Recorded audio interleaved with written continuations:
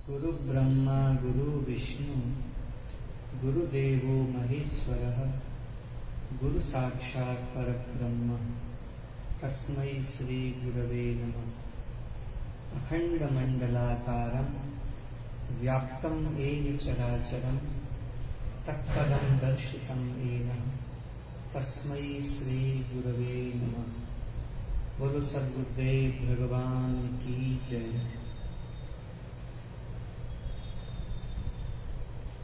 आज बहुत बड़ा महामहोत्सव है। गुरु तत्व जो सबसे बड़ा तत्व है और जो सर्वव्यापी है, ऐसे गुरु तत्व के पर्व में आप सभी को देश विदेश में रह रहे मेरे जितने शिष्य हैं, साधक हैं, सबको बहुत बहुत बधाई। मैं आज अब जो मेरे साधक हैं, शिष्य हैं, चाहे इसको मेरा संदेश समझें, आदेश, उपदेश, जो चाहे इसको माने, मैं कुछ बातें आप लोगों के साथ में एक सत्संग के रूप में, एक चर्चा के रूप में करने के लिए मैं यहां पर बैठा हूं। पहली बात, हमारे संत लोग कहते हैं कि जो अध्यात्म की जो पहली मार्ग है, वो पहली मार्ग है शांति की, और अध्यात्म की अंतिम मार्ग है वह है रस की। पहले हमें चाहिए शांति, फिर आवश्यकता है हमको रस। इसको हम बहुत सरल भाषा में कहें तो हम ऐसे समझ सकते हैं कि पहले हमको चाहिए मुक्ति और फिर हमको चाहिए भक्ति या प्रेम, या उसको बोला जा सकता है रति। ये बहुत आवश्यक है। ये चीज मैं अपने साधकों को समझाना चाहता हूं आज गुरु पूर्णिमा के अवसर में, सब समझें। आवश्यकता क्या है? हम लोग पहुंचे हैं नहीं, चले हैं नहीं, और बातें हमारी इतनी बड़ी बड़ी होती हैं कि हमें मुक्ति नहीं चाहिए, हमें मोक्ष नहीं चाहिए, हमें तो भक्ति चाहिए। पर जिस भक्ति की, जिस ऊंचाई की, जिस प्रेम की, जिस उच्च प्रेम की हम बातें करते हैं और हम कहते हैं कि मुक्ति हमको नहीं चाहिए, आपको पता भी है क्या है मुक्ति? अध्यात्म की शुरुआत ही होती है, अध्यात्म का प्रारंभ ही होता है मुक्ति से। पहली डिमांड ही है अध्यात्म की कि मुक्ति मिले। पहले मुक्ति, फिर मुक्ति के बाद में फिर हम बढ़े भक्ति की ओर, प्रेम की ओर, रति की ओर। ये समझना बहुत आवश्यक है। मुक्ति, अब आप बोलोगे कि भाई मुक्ति क्या, कैसे मुक्ति, क्या मुक्ति? तो मैं कुछ बातें मैं आप लोगों के सामने मैं यहाँ रख रहा हूं। मुक्ति कोई मरने के बाद की मुक्ति की बात नहीं हो रही है यहाँ। मुक्ति की बात हो रही है कि हम जिस मोह से संसार में हम फंसे हुए हैं, जिस मोह ने हमको फंसाया हुआ है, जकड़े हुए हैं जिस मोह से, ममता से, सबसे पहले हमें अपने जीवन में उसको टटोलना होगा कि उससे हम पहले मुक्त हों। ये बहुत आवश्यक तत्व है। पहले हम यह देखें कि हम कहां कहां पर फंसे हुए हैं। पहले हम ये देखें कि हमारी मोह, हमारी ममता कहां पर है, और जहां पर है आप छोड़िए, मेरे साधकों, थोड़ा गंभीरता के साथ में विचार कीजिए कि हम जिएंगे तो कब तक जिएंगे? हम 40 वर्ष के हो गए, हम 50 वर्ष के हो गए, हम 60 वर्ष के हो गए, आगे हमारी आयु कितनी होगी? हम कितने वर्ष और जिएंगे? और हम फंसे हुए हैं, हम मोह ममता में फंसे हुए हैं, हम बच्चों में फंसे हुए हैं, हम पति में फंसे हुए हैं, हम परिवार में फंसे हुए हैं, हम धन में फंसे हुए हैं, हम चारों तरफ फंसे ही फंसे हुए हैं। और हम बोलते हैं हमें मुक्ति नहीं चाहिए, हमें तो भक्ति चाहिए, हमें तो ठाकुर जी चाहिए, हमें तो श्री जी चाहिए। और बातें इतनी बड़ी बड़ी होती है हमारी। देखिए आज है गुरु पूर्णिमा, और एक गुरु तत्व के रूप में मैं यहाँ पर बैठा हुआ हूँ, और बैठ करके मैं आप लोगों के सामने बोल रहा हूँ कि आप इस बात को समझिए, बहुत गंभीरता के साथ में समझिए कि हम सबसे पहले धीरे धीरे, अच्छा, मोह को त्यागने का मतलब आप घर बार को छोड़ करके निकल जाओ, ऐसा नहीं है। मोह को त्यागने का मतलब आप अपने घर को छोड़ करके, अपने परिवार को छोड़ करके निकल जाओ, ऐसा नहीं है। मोह को त्यागने का मतलब है कि आप ये देखिए कि आपको कौन छोड़ देगा, आपसे कौन दूर हो जाएगा तो आपको दुख होगा, और आप उसको चिन्हित कीजिए, और चिन्हित करने के बाद में उससे आपने आपको, अपने मोह को धीरे धीरे धीरे धीरे कम कीजिए। मैंने अपने कई साधकों को देखा है, एक मेरे साधक जो दूसरे मित्र साधक में फंसे हुए, बहुत मोहग्रस्त थे। अब उनको छोड़ने की उनके मन में ऐसी बिल्कुल व्याकुलता कि हम छोड़ दें, हम छोड़ दें, हम छोड़ दें। वो परेशान, इधर उधर इधर उधर। हम उनको शांत भाव से हम देखते रहे। और बाद में जब प्रतिकूलता थी तो छोड़ने की बात, और जब अपने मानसिक मन की अनुकूलता हो गई उनके साथ में तो जुड़ गए। आपको ऐसा नहीं करना है। आपको ये देखना है कि अगर मोह है तो फिर अनुकूलता हो प्रतिकूलता हो उसका कोई महत्व नहीं है। आपको उस मोह को धीरे धीरे धीरे धीरे कम करना ही है। उसको आप धीरे धीरे कम कीजिए। आप मोह में ज्यादा मत चिपकिए, क्योंकि उससे आप दुखी होंगे। आप प्रेम कीजिए। मैं बार बार कहता रहता हूं, आप प्रेम कीजिए, आप सबको दीजिए। अपने बच्चों से खूब प्रेम कीजिए, अपनी पत्नी से प्रेम कीजिए, अपने पति से प्रेम कीजिए, अपने परिवार को खूब प्रेम दीजिए। पर उनसे मिलेगा, उनसे कुछ प्राप्त होगा, ये बात छोड़ दीजिए। आप मेरी बात गुरु पूर्णिमा के अवसर पर, ये मेरा संदेश, आदेश, उपदेश जो चाहे इसे समझिए। मैं बहुत गंभीरता के साथ में बोल रहा हूं। आप अगर अभी भी अगर आप नहीं समझेंगे तो फिर आगे कब? यही समय है, जितना समझना है समझिए और चल दीजिए। हमारे शास्त्र, हमारे महापुरुष, हमारे महात्मा लोग बस यही बोलते रहते हैं, हमें केवल सबसे पहले मुक्त होना है, संसार के मोह से मुक्त होना है। जहां जहां बंधन में बंधे हुए हैं उन सब से मुक्त होना है। और मुक्त होने के बाद में बड़े आनंद के साथ में, बड़े प्रेम के साथ में फिर भगवान की भक्ति में, फिर अपने रसोपासना में, रति में, प्रेम में खूब बड़े प्रेम से लगना है, आनंद से लगना है। फिर खूब भजन कीजिए आप।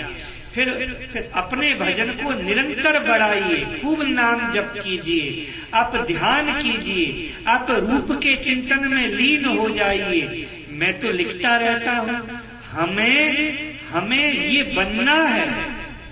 हमें क्या बनना है? चंडीगढ़ के 2 साधक, पंजाबी शरीर, मेरे आज के विचार पढ़ करके वृंदावन में आए। अब उन्होंने कहीं से उन्होंने सुना होगा, पढ़ते रहे, 2 साल से पढ़ते रहे, आए वृंदावन में। आकर के वृंदावन में आए, आने के बाद में हमसे कहा कि बोले महाराज जी आप अगर आज्ञा दें तो हमारी इच्छा है कि हम गिरिराज जी में जाकर के हम रहना चाहते हैं। हमने कहा रहिए। तो वो 6 महीने से वहां पर रह रहे हैं, गिरिराज जी में रह रहे हैं। हमने कहा बहुत बढ़िया है, खूब भजन कीजिए। तो जुगल मंत्र का राधे कृष्ण खूब जाप उनका होता है। एक दिन में वो 3 लाख जाप नवयुवक हैं, लगे हुए हैं, पंजाबी शरीर है। अभी आज के विचार में मैंने वृंदावन के भक्त की मैंने एक श्रृंखला को मैंने इसमें चलाया था। तो मुझसे वह लोग आकर के बोले महाराज जी बहुत बढ़िया आपने लिखा वृंदावन के भक्त, क्या अब ये खत्म हो गया, क्या ये पूरा हो गया? मैंने उनसे कहा ये पूरा नहीं हुआ, वृंदावन के भक्त में तुम लोगों का भी नाम आना चाहिए। वृंदावन के भक्त कभी खत्म नहीं हो सकता, वृंदावन के भक्त कभी खत्म नहीं होंगे। ये श्रृंखला कभी खत्म होने वाली नहीं है। ये श्रृंखला, इसमें नए नए भक्त जुड़ते जाएंगे और हमें वृंदावन के भक्त में हम लोगों का भी नाम आना चाहिए। ये हमें अपना लक्ष्य बनाना चाहिए। हम जनकपुर में थे तो जनकपुर में हमारे कुछ हैं, 1-2 हमारी साधिकाएं हैं, बहुत अच्छे हैं। 1-2 विरक्त भी हैं और मिथिला के भी हैं। मिथिला में भी और भी क्षेत्र है, मधुबनी आदि, वहां पर भी हैं और सब अच्छे स्थिति के हैं। तो हम ऐसी जनकपुर में बैठे हुए थे तो हम उन लोगों को बोल रहे थे कि आप लोगों को मिथिला के भक्त कभी ग्रंथ अगर लिखे, भक्तमाल, मिथिला भक्तमाल अगर लिखा जाए तो उस मिथिला भक्तमाल में आप लोगों का, तुम लोगों का नाम आना चाहिए। हमें अपना जीवन ऐसा बनाना है कि हमारा नाम भक्तमाल में आए। भक्तमाल कोई ऐसा ग्रंथ थोड़ी है कि पूरा हो गया, तो भक्तमाल हो गया तो कि बिल्कुल पूरा हो गया, इसके भक्त की श्रृंखला पूरी हो गई, अब कोई भक्त नहीं। भक्तमाल एक ऐसा ग्रंथ है कि इसमें तो नए नए भक्त जुड़ते ही जाएंगे। तो मैंने जनकपुर में भी कहा था कि जो हैं, जो वहाँ के जो भक्त हैं, मिथिला के जो भक्त हैं, है ना, जैसे चंद्रकला जी हो गई, आदि जो हैं, उनकी श्रेणी में हमारा भी नाम है। क्यों नहीं आ सकता?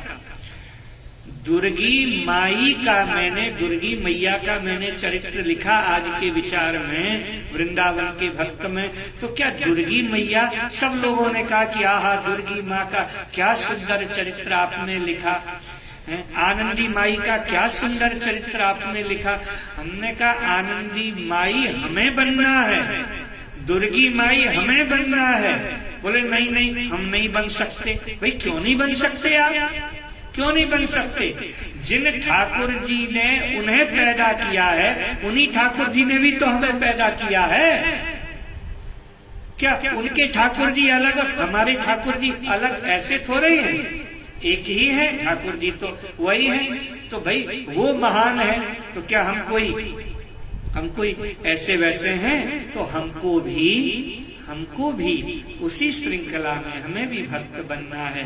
हमारा भी लक्ष्य ये होना चाहिए। क्या होना चाहिए हमारा लक्ष्य?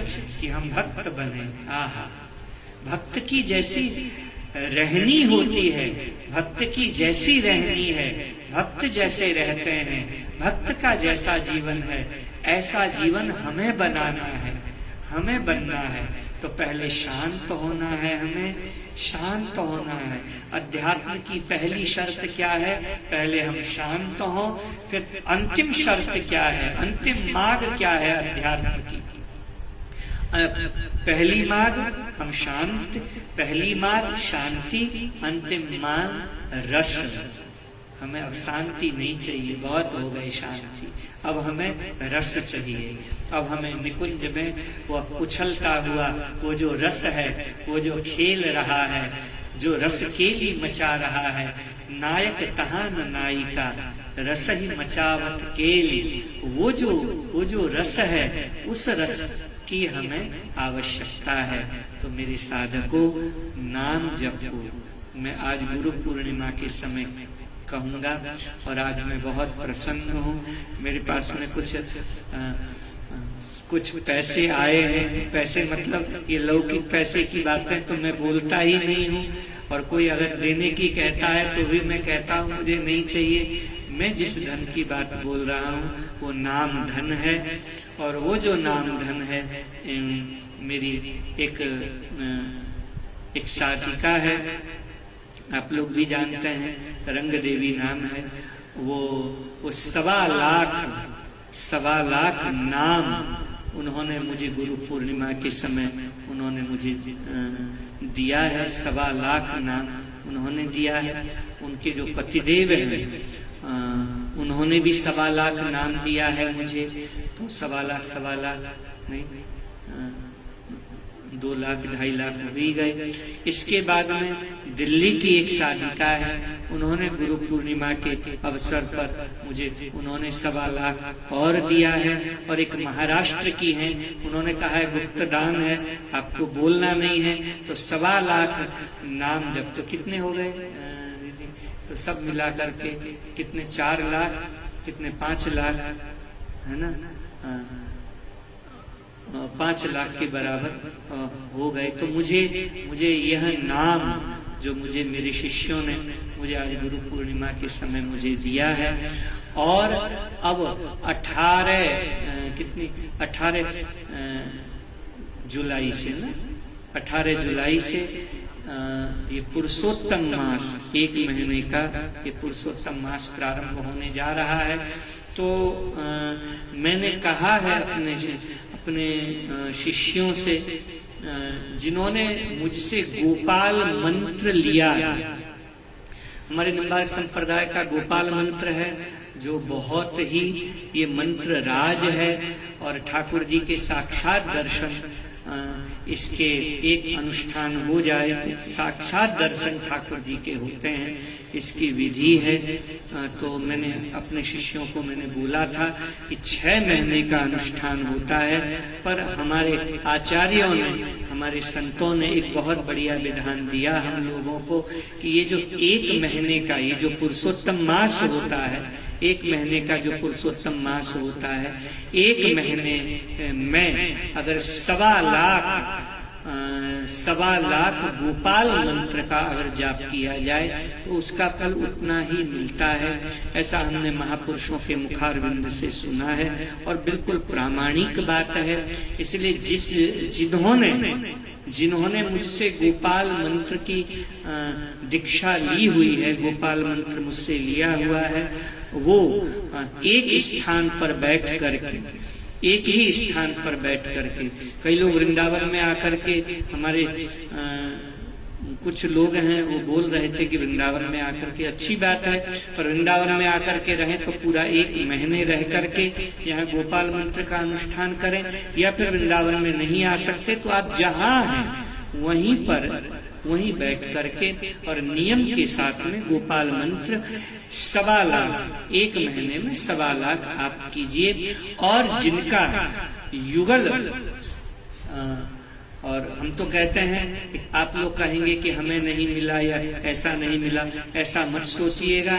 युगल मंत्र, युगल महामंत्र से राधे कृष्ण कृष्ण कृष्ण राधे राधे, राधे श्याम श्याम श्याम राधे राधे, ये इस मंत्र की भी बहुत बड़ी महिमा है, बहुत बड़ी महिमा है। स्पष्ट पद्म पुराण में ये भगवान शंकर जी ने, ये भगवती श्री नारद जी महाराज को इसका उपदेश दिया है, और बहुत सिद्ध मंत्र है यह। इसका अगर हो सके तो आप नित्य, अगर हो सके तो मैं बोलूं, नहीं बोलता हूँ, नहीं तो बोलूंगा तो आज गुरु पूर्णिमा के दिन फिर आप लोगों से पालन नहीं हो पाएगा, तो फिर अपराध और बन जाएगा।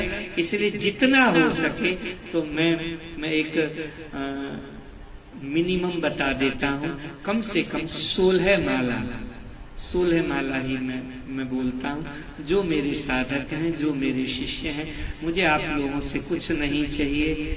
मैंने कभी अपने शिष्यों से कुछ नहीं मांगा है। मैं तो बस ये चाहता हूँ कि आज के दिन आप गुरु तत्व को राजी कीजिए, आज के दिन गुरु तत्व को प्रसन्न कीजिए, क्योंकि आज का दिन गुरु तत्व को प्रसन्न करने का है। तो गुरु तत्व को प्रसन्नता तब मिलती है जब वह गुरु की आज्ञा का पूरी तरह से पालन करता है, उसी में लीन हो जाता है। इसीलिए आप यही सोचिए कि गुरु हमारा किससे राजी है। आपका गुरु राजी है, केवल आप भजन में लगिए, आप खूब भजन कीजिए, नाम जपिए। हाँ, एक बात और मैं बोलूं और बोल करके मैं अपनी वाणी को यहीं पर विराम दूं। मेरे सभी साधक, मेरे सभी शिष्य खूब प्रसन्न रहें। एक बात मैं आज सभी लोगों को बोलना चाहता हूं, जो मुझसे दीक्षा लिए हुए हैं वो मेरे शिष्य हैं, और जो मेरी बात मानते हैं, जो मुझे पढ़ते हैं, आज के विचार पढ़ते हैं, वो मेरे साधक हैं। मैं उन सभी को मैं बोल रहा हूँ और मैं बड़े प्रेम से बोल रहा हूँ कि कल मैं पढ़ रहा था, मुझे बरसाने के एक बड़े अच्छे महात्मा हैं, वो बड़े प्रेम से मुझे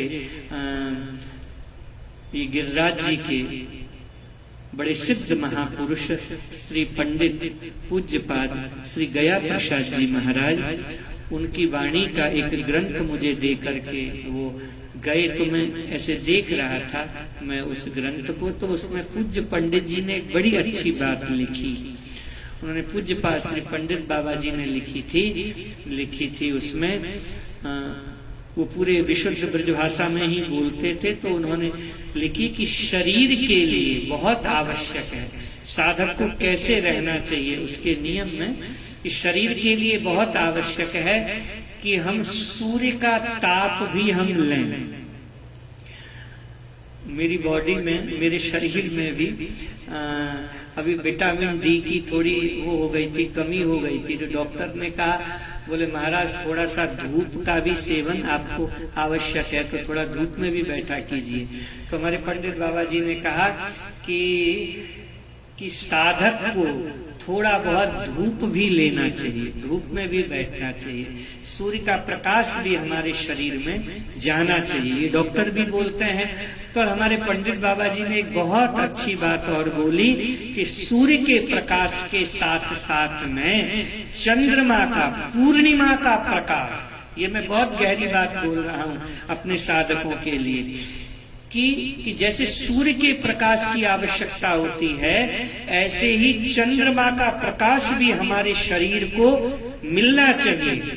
तो आज गुरु पूर्णिमा का दिन है, गुरु पूर्णिमा का दिन है। रात्रि के ठीक 10 बजे, रात्रि के ठीक 10 बजे मेरे जितने साधक हैं, मेरे जितने शिष्य हैं, जो भी उनके पास में मंत्र है, जो भी उनके पास में मंत्र है, जो भी उनको मंत्र प्राप्त हुआ है, उसी मंत्र का रात्रि के अंधकार में और ऊपर छत में जाकर के, और कोई कृत्रिम प्रकाश न हो, केवल चंद्रमा के प्रकाश में, केवल चंद्रमा के उसमें प्रकाश में एक माला, कम से कम, मैं ज्यादा नहीं बोलूंगा क्योंकि नहीं हो पाया तो वो ठीक नहीं होगा, कम से कम एक माला गुरु मंत्र का जाप आप कीजिए, एक माला।